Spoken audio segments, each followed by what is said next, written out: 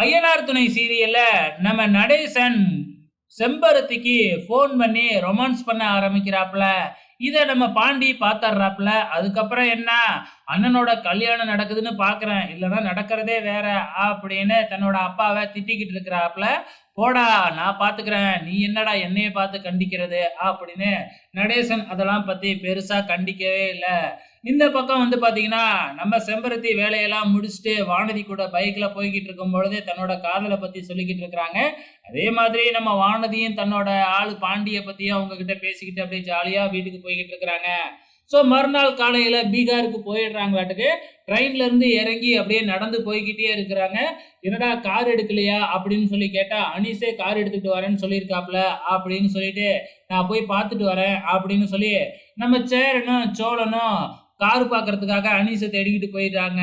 இந்த பக்கம் என்னடான்னா, இவங்க ஒரு இடத்துல உட்கார்ந்திருக்கும்போது, நம்ம சந்தாவோட மாமா ஆட்களோட வந்து, "அங்க எப்படி இந்த நிச்சயம் நடக்குதுன்னு பார்க்குறேன்டா" அப்படின்னு சொல்லி சண்டை போட்டு எல்லாரையும் அடிக்க ஆரம்பிக்கிறாப்புல. அதுக்கப்புறம் என்ன ஃபைட் பயங்கரமா போயிட்டு இருக்கு.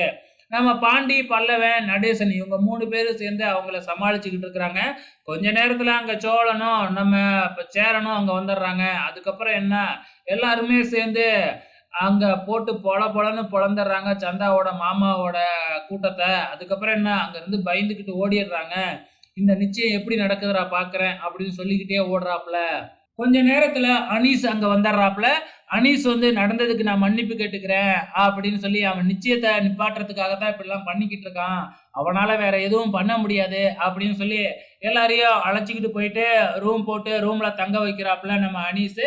ஸோ இப்ப நிச்சயத்துக்காக எல்லாருமே புறப்படுறாங்க. தயாராகிக்கிட்டு இருக்கிறாங்க. இந்த பக்கம் வந்து பார்த்தீங்கன்னா, நம்ம நிலா அப்படியே வந்து பார்த்தீங்கன்னா, அந்த நாட்டு ஸ்டைல்ல ட்ரெஸ் போட்டுக்கிட்டு வடக்கு சைட்லலாம் போட்டிருப்பாங்கல்ல, ஒரு ட்ரெஸ்ஸிங் சென்ஸ் சேலைலாம் கட்டியிருப்பாங்கல்ல, அதே மாரி நம்ம நிலா கட்டிக்கிட்டு வராப்புல.